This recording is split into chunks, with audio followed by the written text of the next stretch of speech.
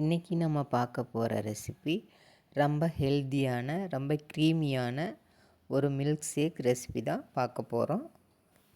இதை நீங்கள் ஒரு கிளாஸ் குடித்தா நல்லா ஃபில்லாகவும் எனர்ஜெட்டிக்காகவும் ஃபீல் பண்ணுவீங்க. அந்தளவுக்கு ரொம்ப நல்லாயிருக்கும், ரொம்ப ஹெல்த்தியானதும் கூட. இதில் மாதுளம்பழம், வாழைப்பழம், பேரிச்சம்பழம், முந்திரி, பாதாம் எல்லாமே சேர்த்துருக்கோம். எல்லாமே ரொம்ப ஹெல்த்தியானது. காலையில் இதை நம்ம ஒரு டம்ளர் குடித்தா நல்லா ஃபில்லாக இருக்கும், ரொம்ப சத்தானதும் கூட. வாழைப்பழம், பால் இதெல்லாம் பிடிக்காதவங்க கூட இந்த மாதிரி செஞ்சு கொடுத்தீங்கன்னா குழந்தைங்கள்லாம் நல்லா விரும்பி குடிப்பாங்க. இந்த மாதிரி ஹெல்த்தியான மில்க் ஷேக் செஞ்சு குடிக்கும்போது ரொம்ப நல்லாயிருக்கும். இப்போ எப்படி செய்கிறதுன்னு பார்க்கலாம். அதுக்கு என்னென்ன தேவையான பொருள்னு பார்த்துடலாம். 4 வாழைப்பழம் எடுத்து வச்சுருக்கேன். நீங்கள் எந்த வாழை வேணாலும் எடுத்துக்கலாம். வாழைப்பழத்தில் பேரிச்சம்பழம் 10 பேரிச்சம்பழம் விதையெல்லாம் நீக்கிட்டு எடுத்து வச்சுருக்கேன். பாதாம் ஊற வச்சு தோல்லாம் எடுத்து வச்சுருக்கேன். முந்திரியும் ஊற வச்சு 5 முந்திரி எடுத்திருக்கேன். பாதாம் 10 பாதாம் எடுத்திருக்கேன். இப்போ வாழைப்பழத்தை நல்லா பொடியாக கட் பண்ணிக்கலாம். அதுமாதிரி ஒரு கப் அளவுக்கு மாதுளம்பழமும் எடுத்து வச்சுருக்கேன். நல்லா வாழைப்பழத்தை பொடியாக கட் பண்ணிக்கலாம். இதில் ஒரு டம்ளர் குடித்தா நல்லா ஜில்லுன்னு குடித்தா இந்த அடிக்கிற வெயிலுக்கு ரொம்ப நல்லாயிருக்கும். நம்ம வீட்டிலே இந்த மாதிரி செஞ்சு குடிக்கிறது ரொம்ப ஹெல்த்தியானதும் கூட. கடையில் வாங்கி குடிக்கிறத விட இந்த மாதிரி வீட்டில் செஞ்சு குடிக்கலாம். இப்போ எல்லாமே கட் பண்ணி ரெடியாக எடுத்து வச்சாச்சு. இப்போ ரெடியாக எடுத்து வச்ச பொருள் எல்லாத்தையும் மிக்சர் ஜாரில் சேர்த்துக்கலாம். ஃபஸ்ட்டு மாதுளம்பழம் ஒரு கப் அளவுக்கு சேர்த்துக்கலாம்.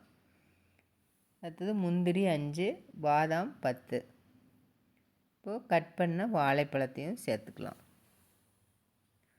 பாதாம் நீங்கள் உடனே செய்யணுன்னா சுடு தண்ணியில் போட்டு கொதிக்கிற தண்ணியில் போட்டு நம்ம ஒரு 10 நிமிஷம் கழித்து எடுத்தால் தோல்லாம் வந்துடும்.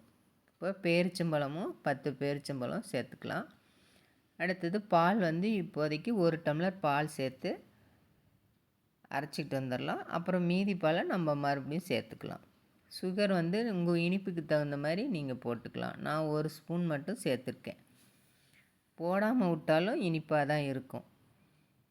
இப்போ மறுபடியும் பால் ஒரு 2 டம்ளர் பால் சேர்த்துக்கிறேன். சேர்த்து மறுபடியும் நம்ம நல்லா அடித்து எடுத்துகிட்டு வந்துடலாம். இந்த மாதிரி நல்லா அடித்து எடுத்துக்கலாம். இப்போ ரெடி ஆயிடுச்சு. நம்ம இதை டம்ளரில் சேர்த்துக்கலாம். ரொம்ப சுவையாக இருக்கும். குழந்தைங்களுக்குலாம் இந்த மாதிரி செஞ்சு வீட்டில் கொடுத்தீங்கன்னா வேண்டான்னு சொல்ல மாட்டாங்க. அந்தளவுக்கு டேஸ்ட்டாக இருக்கும். நீங்கள் சுகரே எதுவுமே சேர்த்தவே தேவையில்லை. ஏன்னா பனானாவும் இனிப்பு தான், மாதுளம்பழமும் இனிப்பு தான், டேஸ்ட்டாக இருக்கும். பேரிச்சம்பழமும் இனிப்பாக தான் இருக்கும். அதனால் அதில் இருக்கிற இனிப்பே போதும். பத்தாதுன்னா நீங்கள் இன்னும் கொஞ்சம் இனிப்பு டேஸ்ட்டு தேவைன்னா நீங்கள் சுகர் சேர்த்துக்கலாம். இப்போ இது மேலேயே கொஞ்சமாக பாதாமும் முந்திரியும் பொடியாக கட் பண்ணி சேர்த்துருக்கேன். இதோடு நம்ம ஜில்லுன்னு வேணும்னா ஐஸ் க்யூப்ஸும் சேர்த்துக்கலாம்.